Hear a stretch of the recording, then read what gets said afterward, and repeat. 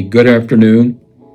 Today's reading comes from the book of Daniel, chapter 3. I like to read verses 16 through 18 from the English Standard Version. It says, Shadrach, Meshach, and Abednego answered and said to the king, O Nebuchadnezzar, we have no need to answer you in this matter. If it be so, our God, whom we serve, is able to deliver us from the burning fiery furnace, and he will deliver us out of your hand. But if not, be it known to you, O king, that we will not serve your gods or worship the golden image that you've set up. There comes a time in every believer's life when truth demands more than words. It demands a stand. Not a casual nod of agreement, not a whispered prayer in private, but a public, visible, costly stand. The kind that could cost you your job, your reputation, your relationships, or even your life. We live in a world where truth is under siege. Biblical truths are mocked, morality is redefined, and righteousness is labeled as hate. The furnace of opposition is heating up, and the question is no longer do you believe, but will you stand? Truth is not a preference, it's a person. Jesus said, I am the way, the truth, and the life. To stand for truth is to stand for Christ, and to stand for Christ is to invite conflict with the world. Paul warned Timothy, indeed, all those who desire to live a godly life in Jesus Christ will be persecuted. It's not a possibility, it's a promise. And if you're living for truth, danger will find you, but so will grace, strength, and victory. Shadrach, Meshach, and Abednego didn't face metaphorical furnace. They faced a literal one. And their refusal to bow to a false god wasn't just unpopular, it was illegal. Their stand for truth didn't earn applause, it earned a death sentence. And yet, they stood. Not because they were fearless, but because they were faithful. They knew that truth was worth more than comfort, and their obedience was worth more than survival, that God was worth more than life itself.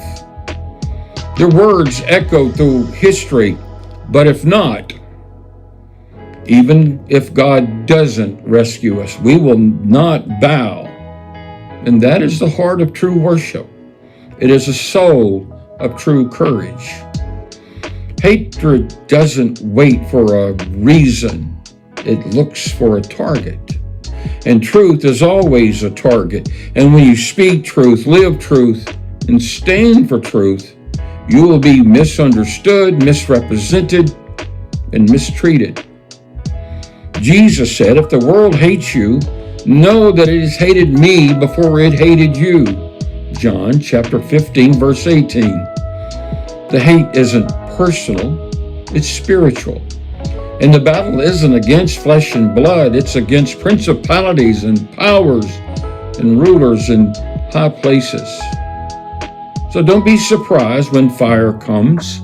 Be prepared, be armored, and be anchored. Standing for truth doesn't mean shouting louder than your enemies.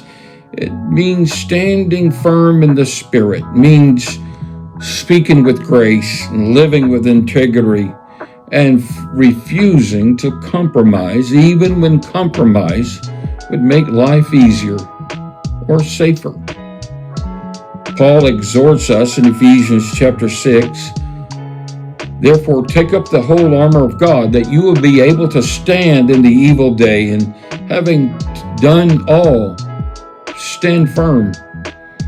There are believers around the world today who are imprisoned, tortured, or killed for standing for truth. And it's available to all who are filled with the Spirit. Jesus never promised us safety. He promised us presence. He promised us power. He promised us eternal reward. He said, "Blessed are those who are persecuted for righteousness' sake, for theirs is the kingdom of heaven." Matthew chapter 5, verse 10. And if the cost of truth is your life, then the reward is eternal glory.